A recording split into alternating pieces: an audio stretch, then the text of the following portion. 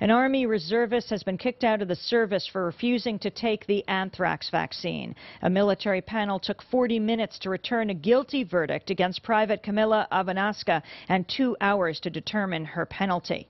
Ivanowska was charged with a bad conduct discharge, which is just one level behind dishonorable discharge. The prosecutor had asked the panel to give her 6 months in jail.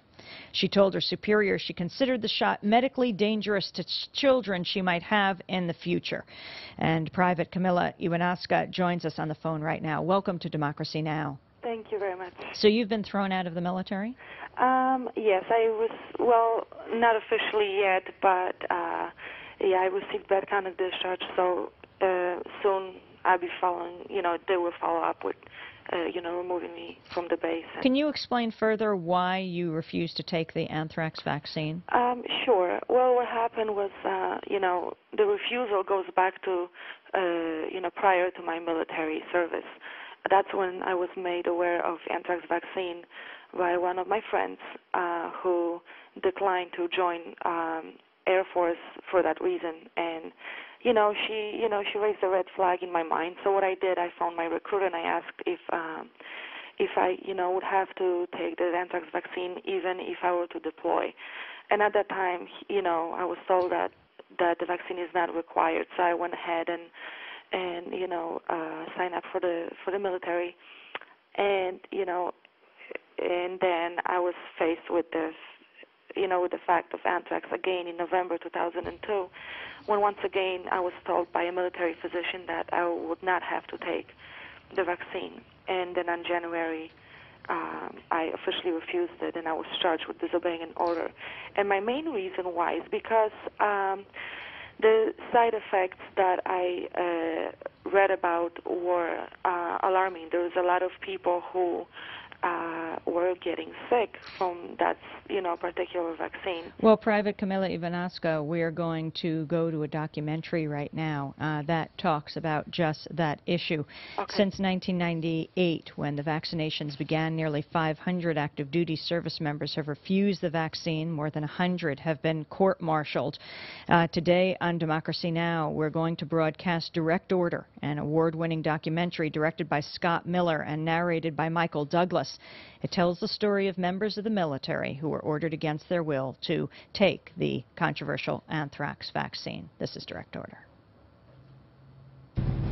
Since 1998, we have given mandatory anthrax vaccinations to over 600,000 of our young men and women serving in the military.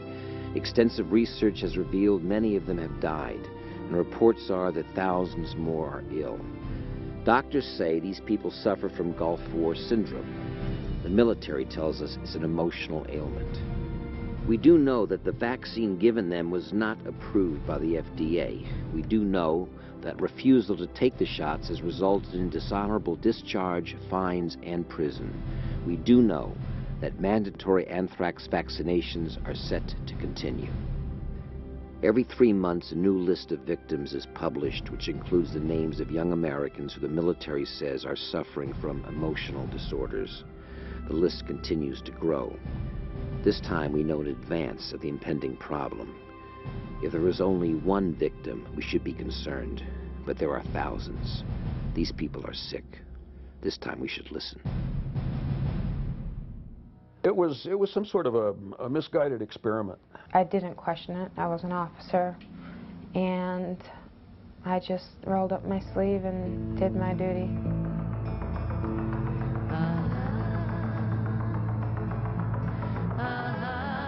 My name is Earl Stauffer. I'm a Tech Sergeant E6 in the 326 Airlift Squadron at Dover Air Force Base. I'm a load master on the C-5s. I thoroughly enjoyed it. I'm what you call a reserve bum. Do it full time, or was. And received the anthrax vaccine in January, February of '99. That changed it all. Know how emotionally, intellectually, and in every other way, the horror of human experimentation. Unfortunately, human experimentation continues to this day, and is done largely by governments, including the United States. right now. And other than the usual pain from receiving vaccines, some rather unusual things started happening to my health. My ears started ringing also the morning after my third shot. In fact, it woke me up. I thought the television was on. That hasn't stopped since. We're going on 40 some odd months now of non-stop 24/7 screaming in my ears. But mid-April in '99, a couple of months after my third anthrax vaccine, I was sitting on my sofa one Sunday morning, enjoying life, windows open. I live on a farm, sunshine, blue skies. Next thing I know, I'm heading for the floor. Me, coffee cup, everything. About 30 to 45 minutes later, I was able to crawl to the bottom of the stairs of my farmhouse and get my wife's attention and tell her something was wrong. Well, she came downstairs. That lasted for about 6 hours that day. But the bad thing of it is it started happening every other day for about a year and a half. My wife, friends, kids tell me I look as though I'm 80 years old. My head's up against the wall. Rapid breathing, rapid swallowing. Jaw hangs open. I can't close my mouth. My jaw just hangs open. And bad circles under my eyes. The next day after these, quote, gray outs is what I'll call them, I'm just trash physically. I'm physically done. You know, I couldn't get off the sofa if the house was on fire. Jeff Moore, Tech Sergeant in the Air Force Reserve. I have 18 years, 6 or 7 months in right now. I didn't know about the anthrax shots during the Gulf War. In September '99, President Clinton signed the Executive Order 13139 that allows DOD to experiment on us without our signed consent and knowledge if they deem it in the interest of national security. And it was funny how that came out at the time when the hoopla, the fear was, and the frenzy of this was at, well, almost at its height, really, or the beginning of the biggest period of interest. It got to a very crazy, it got very hectic in the squadron because of the fear around this. The crew was pulled aside and told to march into this tent. They were told they were going to be given a shot. It was classified. That had to do with livestock, and they were not to talk about it, and there were supposed to be no side effects from it, and that the shot would not be annotated in their shot records. So he and one other person on the crew slid out the door, unseen by anyone. They figured if it ain't going to be on the record, they can't prove they didn't take it. I started seeing the doctors at Walter Reed. By then, the arthritis had spread more. They gave me a waiver, and they had done some blood work, and at that time I had tested positive for ANA, which is, I believe, anti-nuclear antibodies, which detects an autoimmune system flare-up. Then I started developing short-term memory problems, forgetting the smallest of things, and not normal everyday forgetfulness that you would think of. Just from 1 minute to the next, I would completely lose track of any discussions that I'd had or whatever the events were that I had just done. Then I started with dizzy spells and had fatigue for a few days where I couldn't get off the couch, literally, except it was all I could do to get up and eat and go to the restroom. I'm still in the military at this point. I was just recently, as of 1 month ago, permanently grounded, so I'm no longer allowed to fly. I don't think you can impress upon anybody with enough emotion or sincerity about how this can drastically alter your life.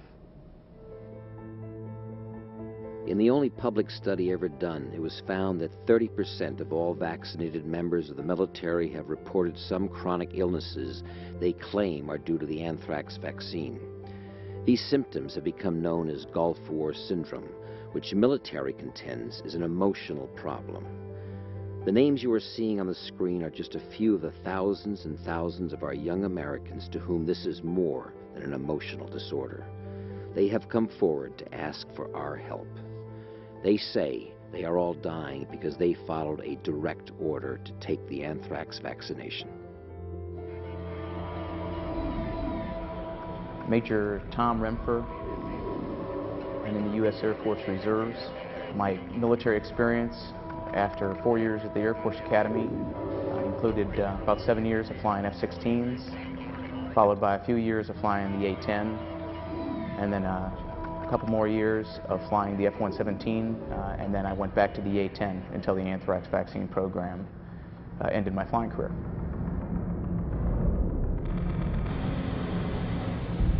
Ironically, the very first time I heard the word anthrax vaccine or heard about the initiation of the anthrax vaccine program, I was actually deployed over to Kuwait, and we witnessed on a satellite television broadcast, as a result of our Department of Defense officials being asked how they're going to protect our forces as a result of the UN inspectors getting kicked out of Iraq, they ended up announcing that they were going to use the anthrax vaccine.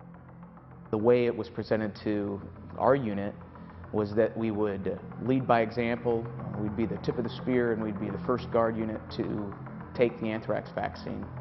And that stirred up a little bit of dissent in the unit. People didn't really think that was necessary to lean forward and be so aggressive and take the vaccine when we all knew that there were folks that we'd served with in the past that suffered symptoms of Gulf War illness, and there were certainly questions about the unresolved maladies subsequent to Gulf War service. I'm Frank Fisher. I'm a physician. I still have my commission. I'm a lieutenant colonel in the Air Force Reserve Medical Corps. On September 24th, I remember it vividly, we had a mobility formation. We got all our shots updated and everything. Well, we only got one shot updated, and that was typhoid, which I didn't realize had to be updated. I thought that was pretty much good for the duration.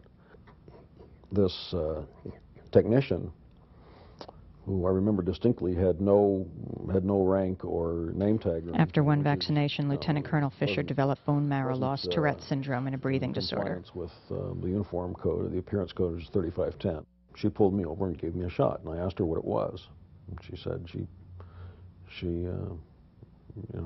just shook her head and didn't say a thing. And then pardon me for the first thing I did was almost reflexively hand her my shot record, and then she just handed it back to me unannotated. Then I asked her what it was that she'd given me, and I was getting upset because, number one, I mean, I had to know this in case anybody asked me. It should have been on the shot record, and I wanted to know for my own good. I mean, I'm board certified in internal medicine. I know what I'm supposed to be getting. So I asked her what it was that she gave me, and she told me that she just waved me back into the line and in essence told me to get lost. David Ponder. I'm 24 years old, and I'm a second-class petty officer. I got convicted on January 12th of 2000, which is 1 year exactly to the day I refused a shot a year before. I was sentenced to 60 days in the brig and reduction from E4 to E2. First Lieutenant Jamie Martin.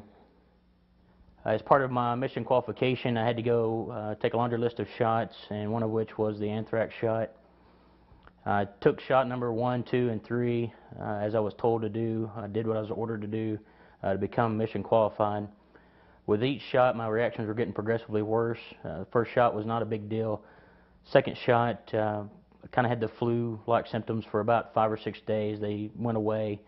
Then it was time for shot number 3, and that was the kicker for me.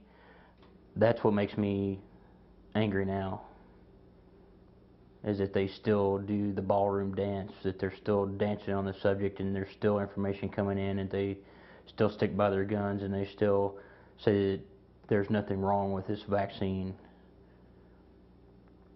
They're criminals. My name is Cheryl Angerer. I was a captain in the Air Force Reserve. I had my first and only anthrax shot in April of 1999. Eventually I was grounded because of it, and they sent me to Walter Reed Medical Facility for some tests. I don't know, life certainly has changed since then. And so I guess it's more the betrayal. And, I never would have believed that the government would do something like this, but I would have given my life for my country. It's a violation not only of your body and your health, but it's a violation of just your whole life.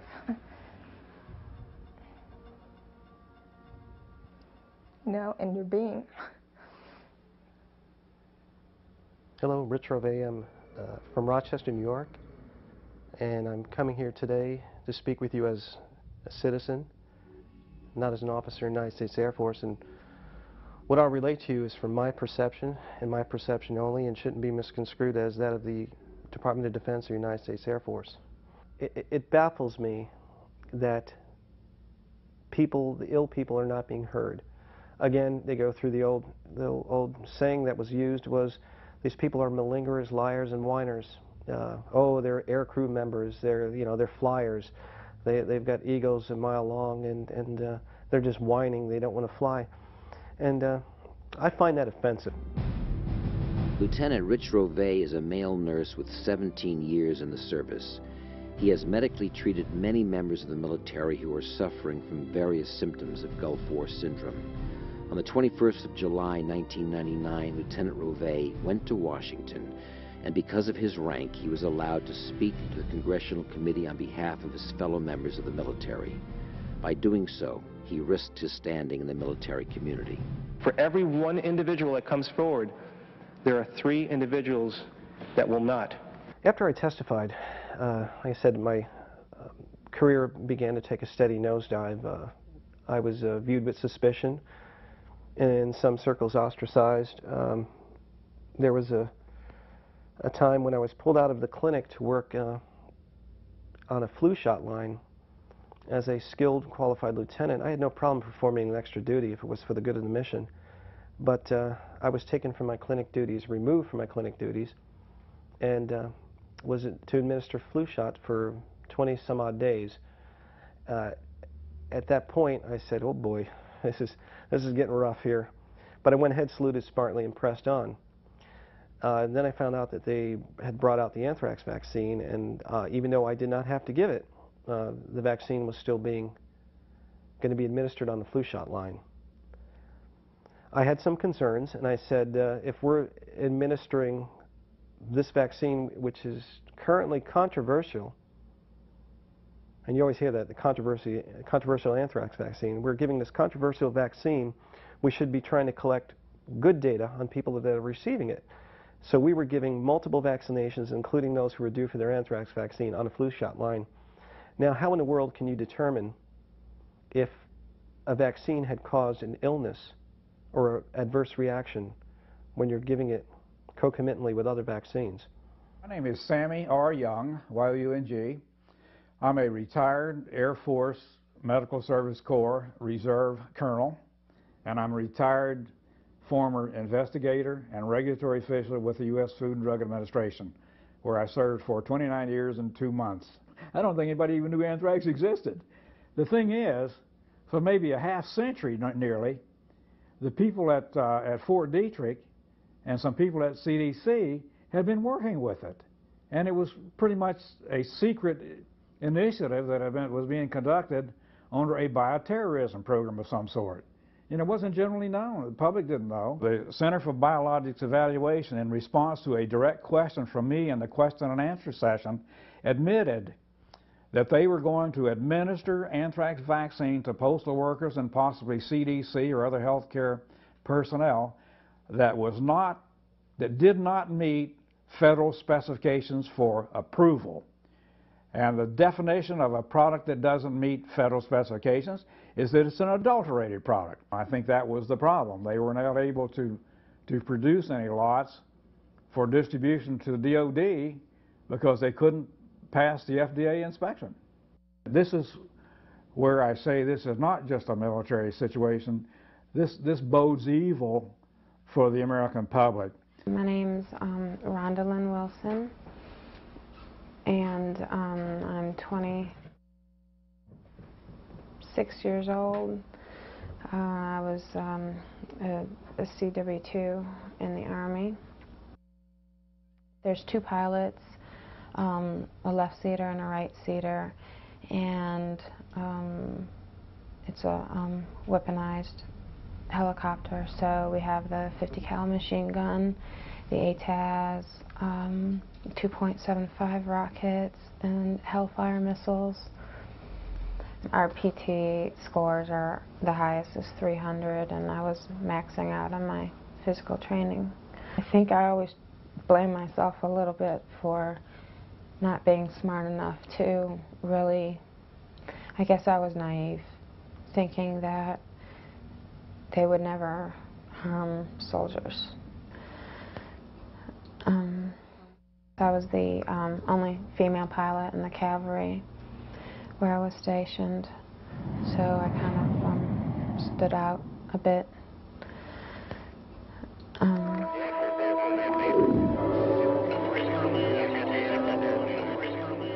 I took 3. My first one was in December of '98, and my second one was January of '99, and my third was May of '99. Actually, I started off at 154 and went down to 90-something. No, nobody can help me, but maybe I can help someone.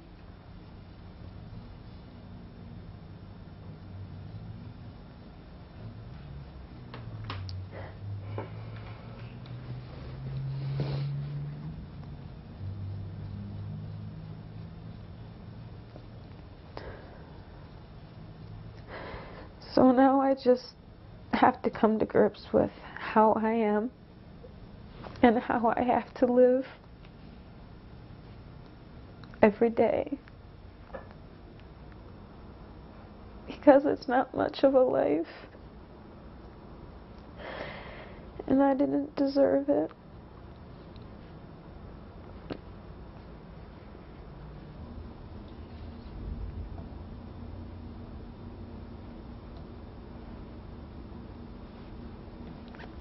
Because I was a soldier first, and then an officer. And even though aviation was my love, the military was my life.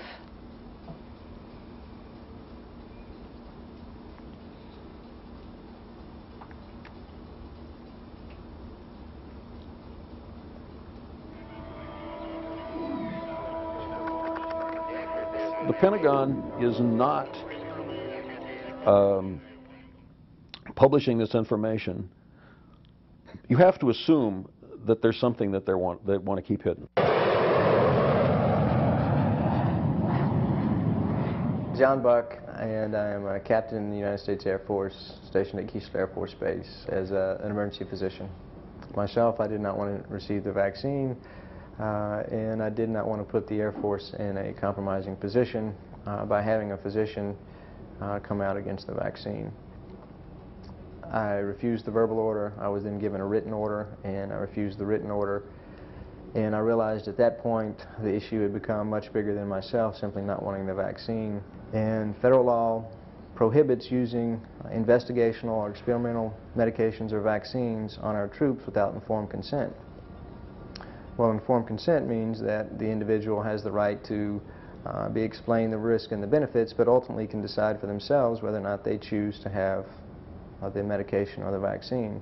And that was not occurring with the anthrax vaccine. Once I found myself in the position of being the first physician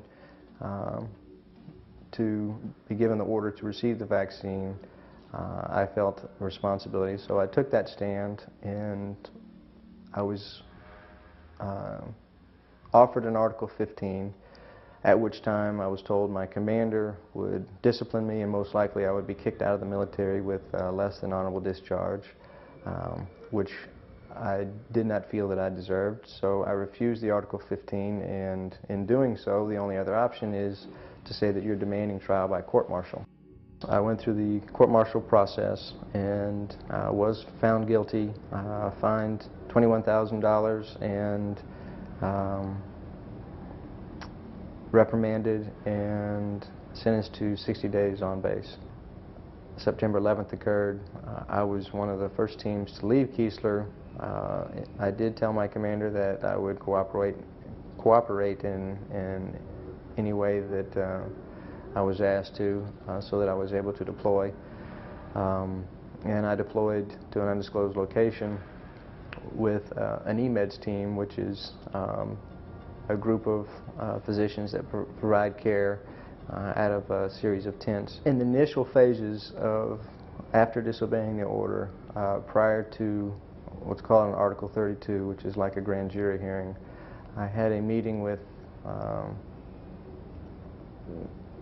my commander and the commander of the hospital, and we discussed the merits of the vaccine or the shortcomings of the vaccine, and he tried to convince me the importance of me taking this vaccine. And I felt like this was way above my head, that I'm just a captain and a young physician, and I had my entire career ahead of me. I don't have any animosity towards my commander or anyone within my chain of command, and I think that the Air Force as a whole has been very fair. The jury, I felt, was very fair. For what they were allowed to hear, I could easily be spending 5 years in Leavenworth because they were just simply not allowed to hear anything. I do not condone disobeying an order, and I think that order and discipline is an integral part of our military. But I also think honor and integrity in federal law is important also. I believe that even our commander had serious concerns, and that was expressed to us by some of his subordinate commanders as to the reaction he got from the Pentagon. And essentially, we were told the same thing that they were told, that there are no answers to your questions and you're all going to line up and take the shot. And that didn't settle well with anybody in the unit.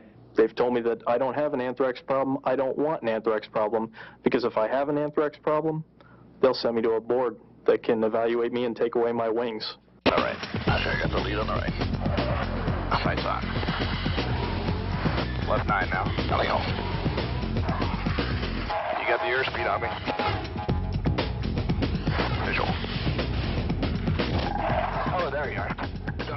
My name, Major Russ Dingle, former flight commander at 810, instructor pilot at the Connecticut Air National Guard.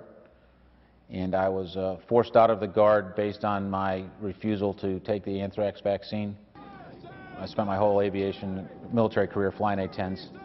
I could not ask any of my men to do something that I was not willing to do, and I was not willing to take the vaccine based on my belief that the order was illegal and immoral. There was so much of an outcry over it that the commander formed a team, what's known in the military as a Tiger team. It's a little short action, short notice, a small group of people that's going to intensively investigate any particular situation to find answers.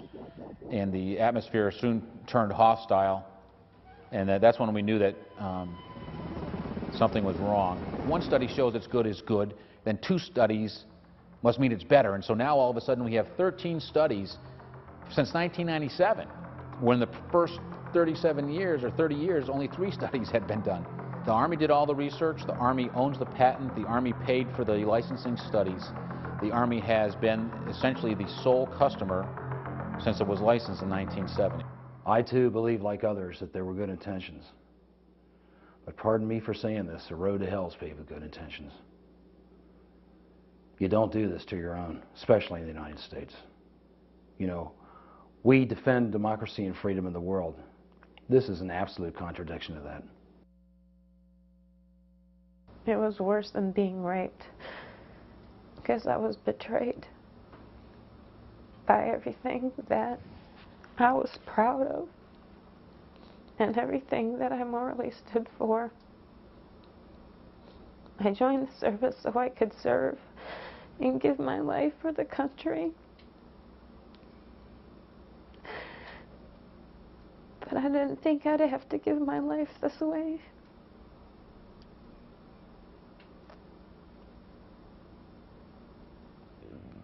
Probably found a lot of folks in the anthrax vaccination line, but for a group of us, we felt that it was essentially unconscionable to turn around and take the vaccine when there were legitimate, unanswered safety, efficacy, and quite frankly, legality questions about the experimental nature of the vaccine. The one smoking gun that Congress and the rest of the authorities, the folks wearing stars up here, seem to fail to want to address. You know, it's our pilots, our enlisted people, people like me, people like the others that are paying the price for it. You know, I'd rather have caught a bullet from an AK-47 than gotten injected with this stuff. At least I would have known what my fate would have been. You know, am I going to be alive 2 years from now? Or am I going to join the ranks of some of my buddies that are passing away? Or in wheelchairs? Or walking on crutches? Force Reserves, Air Reserve Technician, Dover Air Force Base, Delaware. Except for a 2-year hiatus, 32 years. Vietnam, Gulf War, Grenada, Panama, and all the little deals in between. I took the fourth shot in November of 1999, and within 2 weeks of that, the Air Force sent this gigantic, rank-laden team to Dover. More stars than I've ever seen at Dover Air Force Base. There were 3 stars, 2 stars, 1 stars, and every one of them had 3 or 4 full colonels to get coffee for them. I mean, it was the most incredible team I've ever seen. It was every high roller in the anthrax vaccine program was there to talk to us because the active duty wing commander called the timeout. Each man or woman would say, I was perfectly healthy, and I took the anthrax vaccine and I immediately became ill. I had vertigo, headaches, severe fatigue. Now I have an autoimmune disorder, or some would say I have a thyroid problem, or some would say I have multiple sclerosis symptoms, or some of them would say I have lupus symptoms. They were going to the hospital, and the hospital was telling them initially, oh, you might have had a reaction to the anthrax vaccine, which they knew they did, only to be told later on, oh, it wasn't the anthrax vaccine. We don't know what's wrong with you, but it wasn't the anthrax vaccine. So these people, as a last resort, were going to the highest command on base saying, I'm hurting, and the medical community is making a mockery of it. So the commander called the people into the theater in May of 1999. I'm not for sure what day it was. But he said, I want to hear from you folks. And one by one, they stood up and told their story in the commander's call. And he brought a doctor from headquarters to listen to their complaints. And the doctor stood up after he heard many of their complaints and said, look, I don't know what's wrong with you people. All I know is we have a mandatory program and you're going to take it. Then the commander showed him, who was the commander, and said, no, no one at my base is taking it. About 15 minutes ago, I made the decision that based on concerns and questions that need to be answered, that no one at Dover Air Force Base will receive the anthrax. No one at my base is taking this medicine anymore, not till somebody gives me answers. He adjourned the meeting. He called the Pentagon. He said, this is Colonel Felix Greta, commander at Dover Air Force Base. I've suspended the anthrax vaccine at this base until somebody gives me answers. He got answers immediately. The 3-star general, the highest ranking medical officer in the Pentagon, and his staff showed up at Dover Air Force Base the next morning. Dr. Lee Rogers, if you just stand up. Dr. Alving, Dr. Dana Bradshaw in preventive medicine and family. Dr. Friedlander from USAMRIID. Colonel Fred Gerber, Colonel Crowder, Harvey Crowder. Lieutenant Colonel Borowski from the Joint Program Office, Dr. Pittman from USAMRIID, Colonel Williams, because there is the at least loose connection in people's mind with the alleged Persian Gulf illness. They reconvened a commander's call and told everyone that there's nobody sick. I have done my 6th initial series. I'm due my booster in July. I have had immunization from lot 020. I am not concerned about the safety of this medication. That it's safe and effective, and it's FDA approved, and the program will go on. Let me say this as succinctly as I can. There is not, there never has been, squalene as an adjuvant in the anthrax immunization. Period. I'd like to have an answer why I have anti-squalene antibodies in my system. You know, there's medical research that's been around for 30 years that indicates this is unsafe. This is very harmful to people. It's an oil-based adjuvant. It's a big no-no to use on people. Why did the FDA find this in 5 anthrax vaccine lots? I know that we have a safe, effective vaccine against a uniformly fatal disease that our adversaries have weaponized. It is a force protection issue. I know that squalene is in fact a red herring. It is not, has never been, will not be in the immunization for anthrax. 020 and 030 have been tested. All the rest are going to be tested, and that is so that you will know that in fact we listen to the issues that we see published. If there is no squalene in the anthrax, then I want to know. And I want to know not just from the military, but I want to know from the people that are saying that there's possibly squalene in it. And I want to know from credible sources like in Stockholm or National Institute of Health. And I'm not hearing that. And until I hear that, I don't feel confident in ever taking another shot. And if I have to get court-martialed to not take another shot, I will get court-martialed not to take another shot. I'm sorry to hear. The commander stood up and in so many ways retract what he said, and he told the folks. I said on more than one occasion this morning that there has never been and there is not squalene in the anthrax vaccine. I believe him. I expect you to believe him, officer in the Air Force and the United States Air Force Surgeon General. He is the most credible person on this subject today.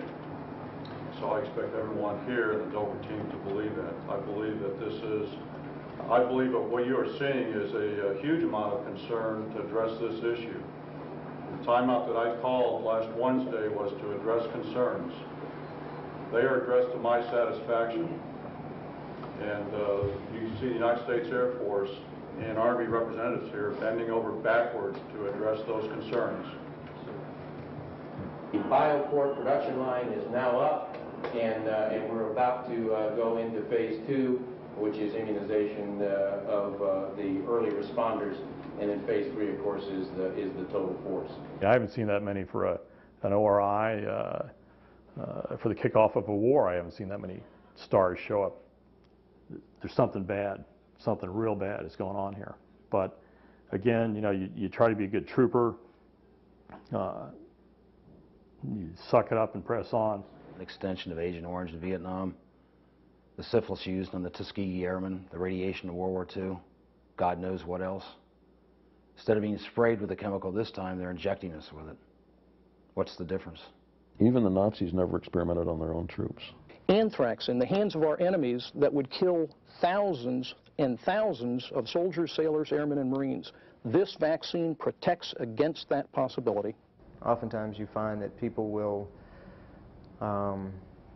protect the institution rather than disclose the truth, and as long as the institution stays intact, they're protected. Before the anthrax vaccine program began, the FDA shut down this facility, BioPort, that makes the vaccine because of 30 major violations in the manufacturing process. It was shut down until January 2002. During the entire time the anthrax vaccine program has been a direct order, the BioPort manufacturing facility has been unable to make the anthrax vaccine. They failed numerous FDA inspections with gross violations of basic standards. None of the vaccines given until January 2002 were FDA approved. You got to ask the question yourself, okay, the vaccine's not FDA approved. They find this out in 1998. The same year she starts taking the shot. 5th shot in Fort Riley, 6th shot in Fort Riley. 3.5 weeks after her 6th shot, she pretty much out of the blue wakes up one morning and she's on her period and it's pouring right out of her, just pouring. And she goes to the clinic there on the base and they're assuming, oh, she might have some virus or something, and they have her sitting in the waiting area while, you know how ERs are, you take care of the priority cases first. And so she was sitting out there. At the time, they didn't, without knowing it, they didn't know it. She was dying. Kinsey is convinced to this day that her mom passed away because she cut her finger, because that's what she remembers. She remembers being home with her mom and that happening. I'm a doctor. I can say with as much confidence as medicine can say about this vaccine that there will be no long-term consequences. Not to say that there aren't side effects. Of course there are, like any other vaccine. I eventually became so sick, and I was alone, and I was having problems with memory lapses, and I couldn't remember things. I couldn't remember hours. I couldn't remember what I did for an entire day. I couldn't drive at times. I wasn't eating. I was down to chicken broth and saltines if I was lucky. And then later on found out I was having like seizure episodes, and I eat something, I'm still hungry. It's like I'm starving. It's like I'm starving and there's a Thanksgiving dinner around me all the time. There's food everywhere I want to eat. You eat something and within 10 minutes I'm in the fetal position crying. And crying in pain because of the cramping and the nausea and the vomiting, and that goes anywhere from a half hour up to a couple hours. And I don't care how strong you are, after a period of time you have your own personal defenses and you can't put yourself through that pain anymore. I went to headquarters, talked to General Starbuck.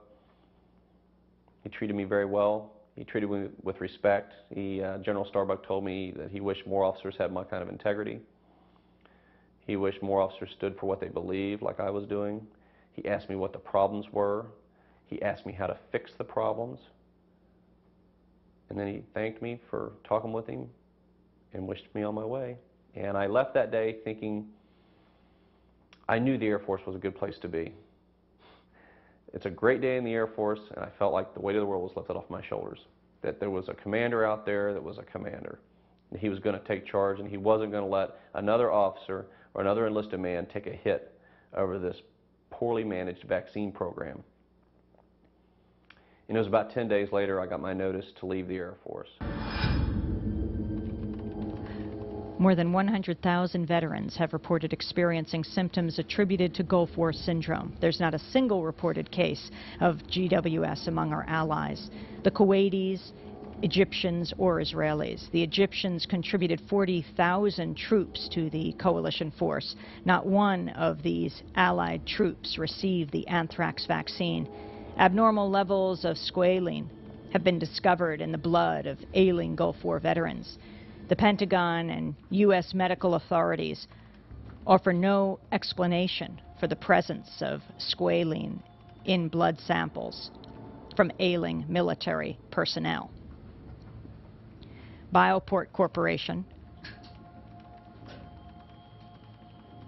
under a single-source contract with the U.S. government, has manufactured 6.3 million doses of the anthrax vaccine. Cost? Over $10 per vaccine. In September 1998, Secretary of the U.S. Army, Louis Caldera, gave the military order to indemnify Michigan-based Bioport Corporation. Bioport will not have to bear the cost of lawsuits pertaining to the efficacy of the anthrax vaccine.